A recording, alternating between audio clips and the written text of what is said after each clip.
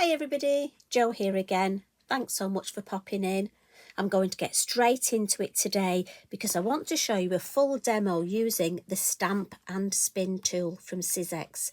And this fits perfectly in the stencil and stamp tool.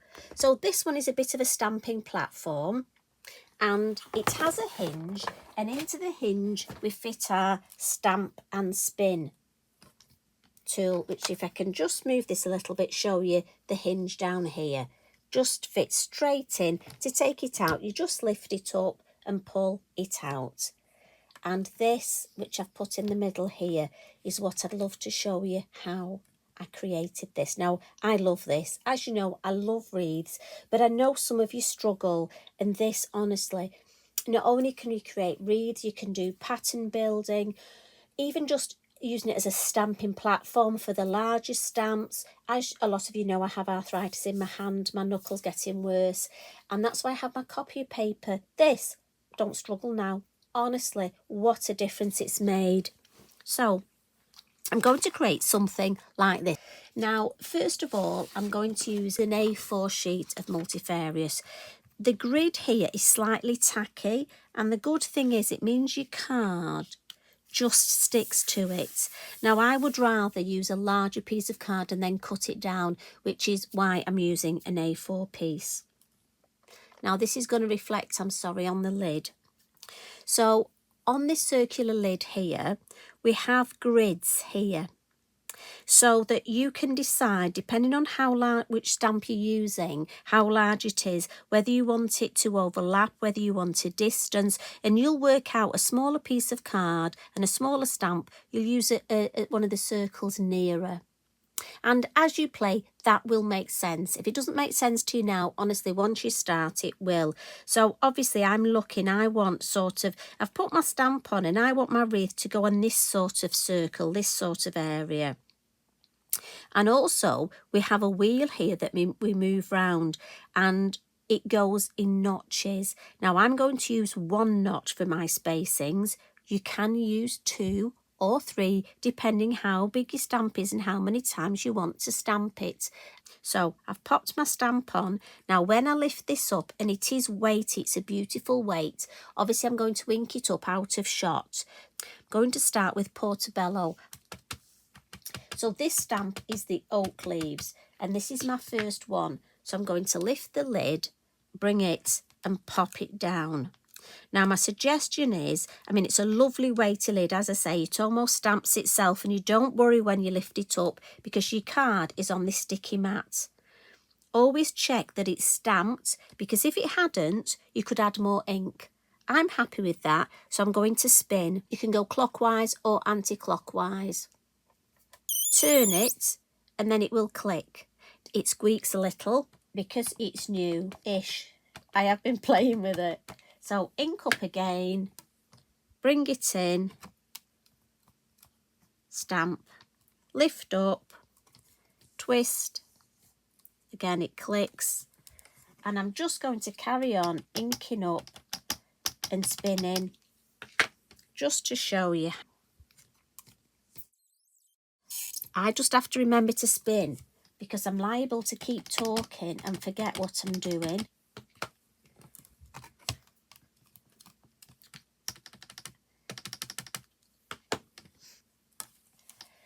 Now, what I tend to do now, and again, this is just the way I've been playing and I've come up with, I look for another stamp.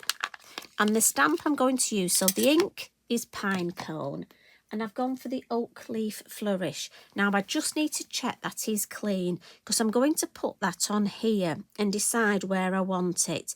So if you look for an open space, so I'm thinking, no, I'm thinking there. I like it there. Right, so then take the lid and pick it up. So same thing, ink it up. And we've gone for that there. Yeah, like that. So let's spin till it clicks. And then I'm just going to work my way round, lifting it up each time. I know it's a considered purchase, but when you think, if you're somebody who struggles with wreaths, and if you're somebody who loves making them, but you struggle, just think of the money you'll save in card. So I think one more of this.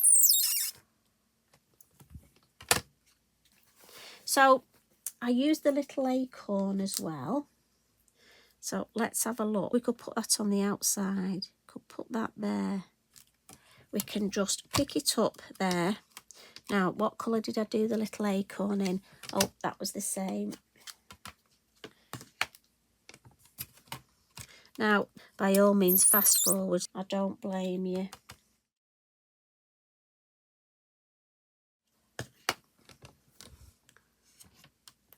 And look at this, it's perfect. I mean, I just could not do that placement even with the little stamps on the little block.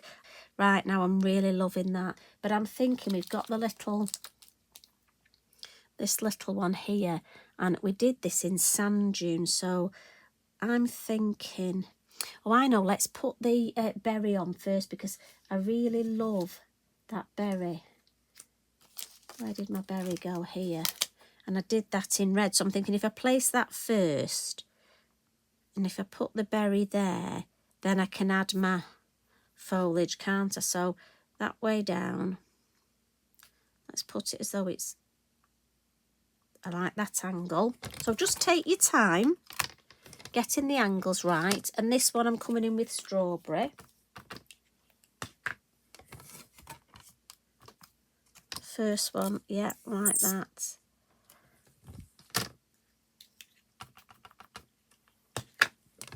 And we'll have a few of these going round. Like I say, if you don't want as many of them, you can go around 2 clicks instead of 1. Just remember to click it.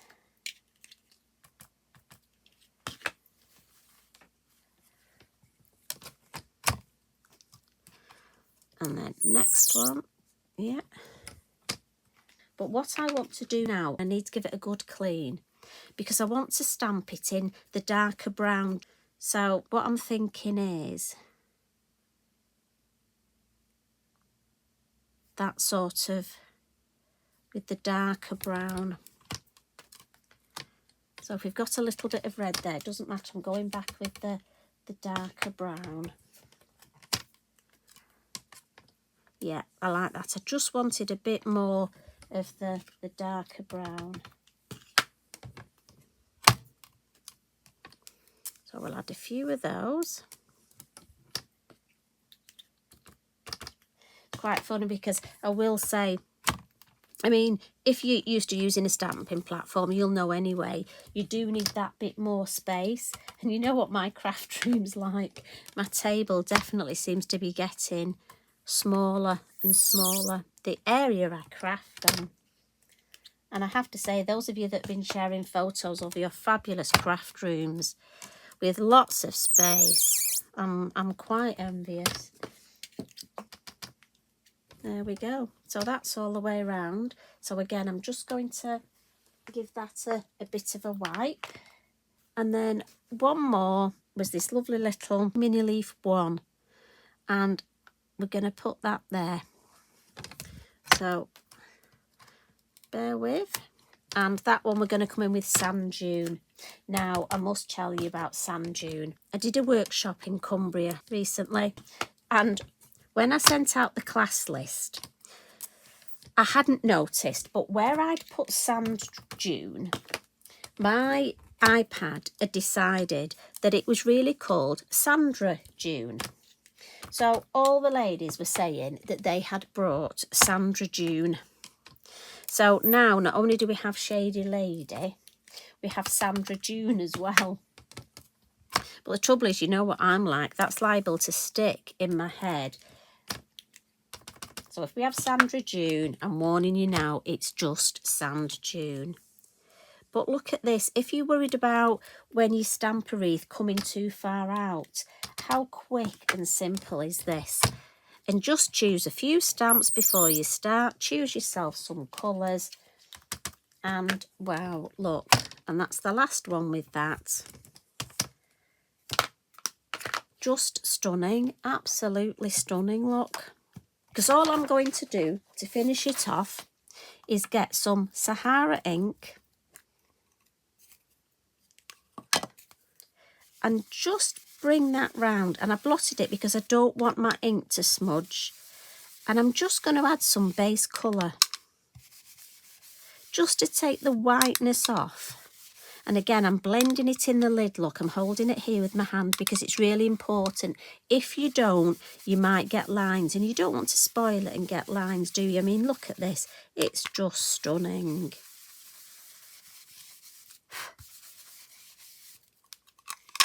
Right, and then we're just going to add a little bit of quick colouring to those leaves. So again, this time I'm coming in with Scorched Timber and my little number 3 brush, look. And I'm just going to fill in just a basic colour, a little bit of depth on those leaves.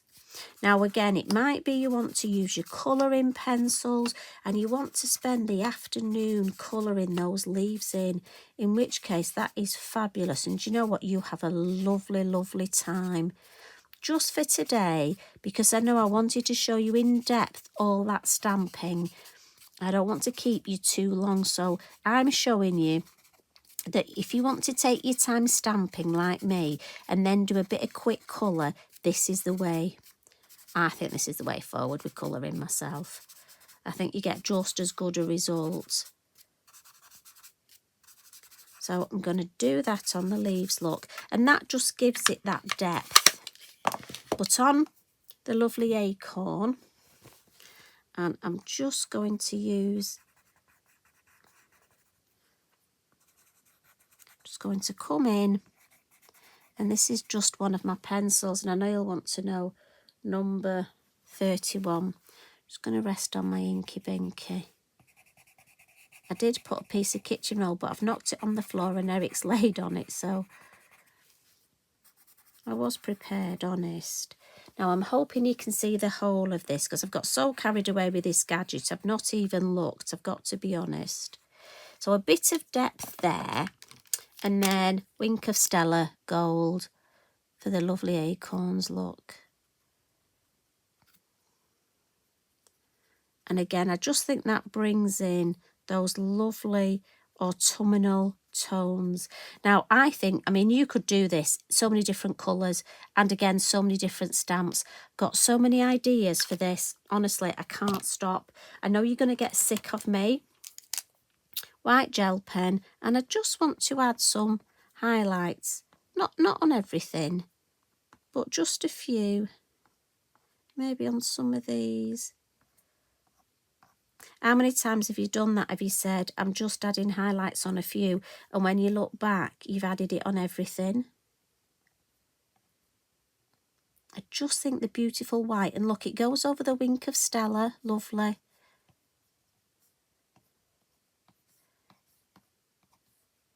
Bit on that comb there. And then last little things. So I'm going to show you how it peels off, look. So when I'm ready, what I'll do first is put my sticker sentiment on. And I'm going to go for Gifted and Blessed. And this is from the buff. There's almost the vintage or buff. Now let's put that in the middle. Lovely. And I'll show you that just peels off. One little tip. This little mat, if you get ink on it, my suggestion is leave the ink on it. The mats are made to be reproduced. They're not easy to clean. So if you get ink, I would leave it on there. Mine's, as you can see, I'm just going to trim this here. But I'd rather work on a larger piece. A couple of little things. I want to put some stickles on now. And I'm going to use the dot and dab method. So I'm just going to go all the way around the middle with my little dots of stickles and then do the dab. So we've dotted and we're going to dab just to get it all over here. Nice and light, and it'll just add. I'm actually avoiding the lovely acorns because I've got my Wink of Stella on those. but I can get it on the rest of the foliage. And then finally, I'm going to come in with, it's got to be, hasn't it, my yellow sparkle Posca, and just add some Posca splats just around. Now, if you're not into your Posca splats, obviously leave this off. I'm afraid I love them. But you know what? I would have a look. How many stamps have you got? How many different wreaths could you make? And how easily can you make them with this system? So look at that. Now, I reckon it may have taken us about half an hour, but I know that I've taken my time to show you. So that's the design today. I think it's slightly different. Look. I added orange on here, so this one's summertime. In case you want to know, that's the summertime. I obviously left the summertime off this, but again, it just shows you the difference. So I'll give you a quick look at that one with the orange, and there's the one without. See, I love them both, and look how uniform they are. In my opinion, stunning. If ever, this is from the heart, if ever you have struggled with creating wreaths, ladies and gentlemen, honestly, this will make it so easy for you and reproducible. Now, I can't wait. I've got another idea, so I'm going to go off now, and I'm just thinking of an idea that I can use totally different stamps, but come up with, I'm thinking more pattern building next. So, thanks for popping in. Love and hugs from me, and thanks for all your lovely comments. If you do this design, please share it. Please encourage each other. Love and hugs from me. Bye for now.